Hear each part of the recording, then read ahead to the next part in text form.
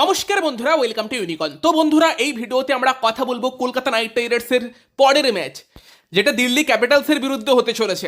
আমরা বলছি না ওটা শেষ ম্যাচ, আশা তো রাখছি, বাট সেই ম্যাচ নিয়ে আমরা কথা বলবো যে সেই ম্যাচে কলকাতা নাইট রাইডার্সের প্লেইং ইলেভেন কেমন হতে পারে, কি চেঞ্জ হতে পারে, অঙ্গক্রিস রঘুবংশীর জায়গাটা নিয়ে একটা বড় প্রশ্ন থাকছে, সেখানে কিভাবে কেকেআর তাকে রিপ্লেস করতে পারে, সেই সব কিছু নিয়ে আমরা আলোচনা করব। মানে পরের ম্যাচের জন্য কলকাতা নাইট রাইডার্সের প্লেইং ইলেভেন নিয়ে আমরা আলোচনা এই ভিডিওতে করতে চলেছি। লাস্ট অব্দি দেখতে থাকো। আমাদের চ্যানেলে প্রথমবার এলে আমাদের চ্যানেলটিকে সাবস্ক্রাইব করে নিও, আর ভিডিওটা ভালো লাগলে ভিডিওটাকে লাইক এবং শেয়ারও করে দিও। তো প্রথমে দিল্লি ক্যাপিটালসের বিরুদ্ধে যে ম্যাচটা, সেই ম্যাচটা শুরু হবার আগে তার আগের দিন পাঞ্জাব ম্যাচের কি রেজাল্ট থাকছে, বা রাজস্থান রয়্যালস ম্যাচ, সেই ম্যাচটা রাজস্থান জিতছে না হারছে, তার উপর অনেক কিছু ডিপেন্ড করে আছে। এবং অবভিয়াসলি হয়তো আমরা একটা সেটেলড ইলেভেনে দেখতে পাবো, তবে সেই ম্যাচগুলোর রেজাল্টের উপর ভিত্তি করে একটা আধটা চেঞ্জ হতেও পারে। মানে আমি বলছি, ধরো কেকেআর ফার্স্টে ব্যাট করতে গেল, সেখানে বরুণ চক্রবর্তীকে ইম্প্যাক্ট প্লেয়ার লিস্টে রাখলো, বাট দেন দেখা গেল যে রাজস্থান রয়্যালস তাদের লাস্ট ম্যাচটা জিতে গিয়েছে, তারা উঠে গেছে, কলকাতার পক্ষে আর সম্ভব নয় আর কি প্লে অফস খেলা। সেখানে আমার মনে হয় বরুণ চক্রবর্তীকে আর লাস্ট ম্যাচে কষ্ট করিয়ে নামিয়ে লাভ নেই। সেখানে তুমি বরুণ চক্রবর্তীর জায়গাতে প্রশান্ত সোলাঙ্কি বা দাক্স কামড়ার মতো একটা ইয়ংস্টারকে ইম্প্যাক্ট প্লেয়ার লিস্টে তার পাশাপাশি রাখো, তাকে নিয়ে আসো। তবে যদি কেকেআর ফার্স্টে বোলিং করতে যায় এবং যখন অবধি টস হচ্ছে তখন অবধি কিন্তু তার আগের ম্যাচের রেজাল্ট আমাদের সামনে ক্লিয়ার হয় না, সেখানে কিন্তু কলকাতা অবভিয়াসলি বরুণ চক্রবর্তীকে নিয়েই শুরু করবে। এই ফ্যাক্টরগুলো থাকবে। বাকি তো অবভিয়াসলি বলতে গেলে অঙ্গক্রিস রঘুবংশী, তার খেলা নিয়ে একটা সমস্যা হয়ে গেছে। অঙ্কুশ রঘুবংশীর কি হয়েছে, ওই যে একটা ক্যাচ যেটা উঠেছিল, বরুণ চক্রবর্তী ধরেই নিয়েছিল তিলক ভার্মার ক্যাচটা, বাট রঘুবংশী ছুটে ছুটে গিয়ে বরুণ চক্রবর্তীকে ধাক্কা মেরে ভাই ক্যাচটা মিস করিয়ে দিল। রঘুবংশী ভালো প্লেয়ার, এক্সাইটমেন্ট আছে কেকেআরের জন্য, ভালো করার ইচ্ছা আছে, বাট আই থিঙ্ক রঘুবংশীকে একটু কমিউনিকেশন স্কিলটাও বেটার করতে হবে, কারণ রান আউটের অনেক সমস্যা আমরা দেখেছি যখন রঘুবংশী থাকে সেই সময় ক্রিয়েট হয়। তার পাশাপাশি কিন্তু এই ক্ষেত্রেও তার যাবার দরকার ছিল না ওই জায়গাতে।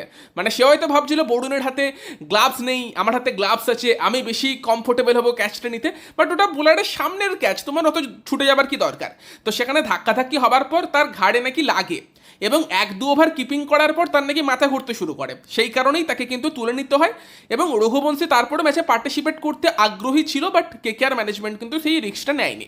এবার সেই রিস্কটা না নিয়ে যেটা একটা বড় ফ্যাক্টর হয়ে গিয়েছে, সেটা হচ্ছে রঘুবংশী কি 7 দিনের জন্য খেলতে পারবে না, এটা কিন্তু হতে পারে। আমি এখনো 100% শিওর না, বাট এখন অব্দি আমরা দেখেছি কনকাশনের জন্য লুঙ্গি এনগিডিকেও বাইরে থাকতে হয়েছিল 1 সপ্তাহ। ইভেন রজত পাটিদার, তাকে তো কনকাশন সাবস্টিটিউট করা হয়নি, বাট তার মাথায় বল লেগেছিল বলে তাকেও একটা ম্যাচে আরসিবি খেলায়নি পাঞ্জাবের এগেনস্টে, তো তাকেও হয়তো বাইরে থাকতে হয়েছিল। এবং আমার একটা জিনিস মনে পড়ছে যে গত বছর 2025 সালের ফেব্রুয়ারিতে বোধহয় সিরিজটা হয়েছিল ইংল্যান্ডের সঙ্গে ইন্ডিয়ার, যেখানে একটা ম্যাচে শিবম দুবে, তাকে কিন্তু কনকাশন সাবস্টিটিউট করে সেকেন্ড ইনিংসে ইন্ডিয়া নিয়ে এসেছিল হর্ষিত রানাকে। তারপর সেই নিয়ে প্রচুর কথাবার্তা হয়েছিল, তবে তার পরের ম্যাচে কিন্তু শিবম দুবে খেলেছিল। তো মেবি হতে পারে তারপর ওই রুলটা এসেছে, ওই টাইপের ব্যাপার যাতে না হয় সেই জন্য। এবং সেখানে যদি সেই ব্যাপারটা থাকে যে 7 দিন রঘুবংশী খেলতে পারবে না, কলকাতার জন্য চিন্তা বাড়বে যে কিপিং কে করবে। তবে আমি আবারও এটা বলে রাখবো যে আমি কিন্তু 100% এখনও শিওর না। এমন হতে পারলো যে রঘুবংশী হয়তো খেলার জন্য অ্যালাউ করা হলো, সেক্ষেত্রে রঘুবংশী কিন্তু খেলতেও পারে, আর রঘুবংশী খেললে সেই কিপিং করবে, সেই 3-এ ব্যাট করবে, মনীষ পান্ডে হয়তো আবার 6 বা 7-এ চলে যাবে। আমি মনীষ পান্ডেকে 5-এ দেখার থেকে 7-এ ব্যাট করতে দেখতে বেশি প্রেফার করবো, নয়তো টপ 3-তে প্রেফার করবো। মানে মেনলি মনীষ পান্ডে ফাস্ট বোলারদের ফেস করুক, সেটাই চাইবো, ডাইরেক্ট স্পিনারদের সামনে মিডিলে যেন না আসে।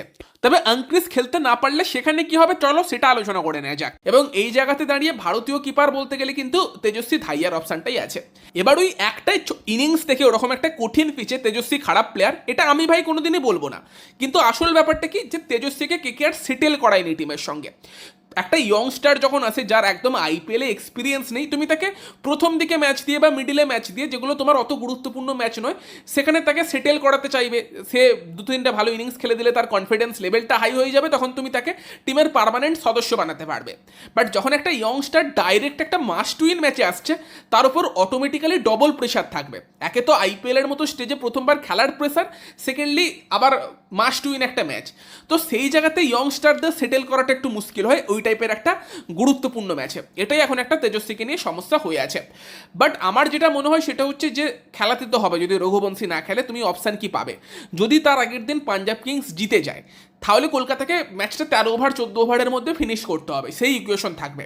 এবার যদি সেটা মাথায় নিয়ে কলকাতা সাইফাটকে আনার কথা ভাবে, যে পাওয়েল ভালো করেছে সেই নিয়ে কোনো সন্দেহ নেই, বাট আমাদের ম্যাচ জিততে হলে পাওয়ার প্লেতে যে রানটা দিল্লি করবে সেই রানের হাফ রান করতে হবে, বা ফার্স্টে ব্যাট করতে গেলে পাওয়ার প্লেতে আমাদের 100 টার্গেট করতে হবে, কারণ নয়তো কোনো অপশান নেই। তুমি অ্যাগ্রেসিভ খেলতে গিয়ে হেরে যাও, অসুবিধে নেই, বাট ডিফেন্সিভ খেলে শুধুমাত্র ওই ম্যাচ জিতে তো লাভ নেই। তোমাকে হয় প্লে অফসে কোয়ালিফাই করো, নয়তো এখন অব্দি যা করেছো লাস্ট ম্যাচ হেরে গেলেও আমরা খুশি থাকবো। তো পুরো অ্যাগ্রেসিভ অ্যাপ্রোচ নিয়ে যাও। সেটা করলে যদি সাইফাটকে নিয়ে আসে, সেখানে কিন্তু সাইফাট কিপিং করতে পারে, সেখানে রবমান পাওয়েলের জায়গাতে তোমার আর কি রমনদীপ সিংকেও আনা যেতে পারে।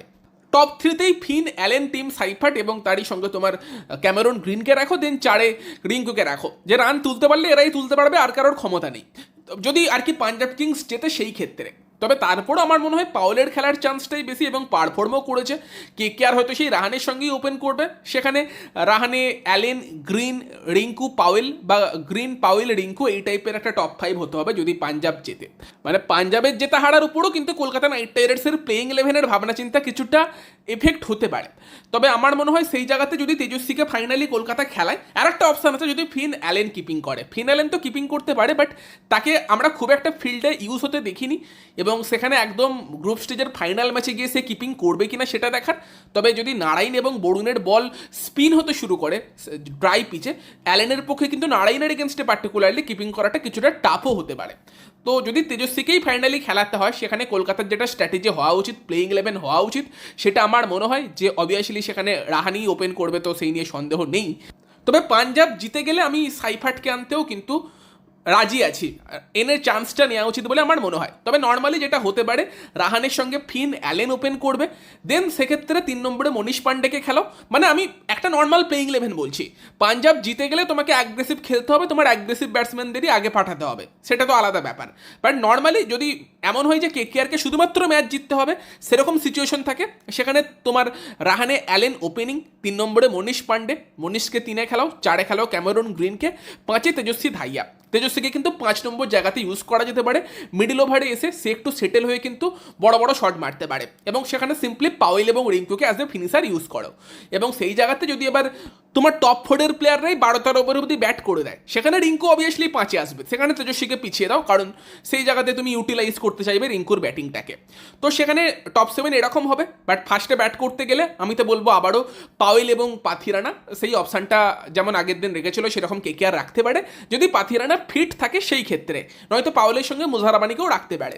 যদি দরকার না পড়ে পাওয়েলের, সেক্ষেত্রে আর একটা এক্সট্রা বোলিং অপশান নিয়ে যাবার ভাবনা চিন্তা সেটা হতে পারে।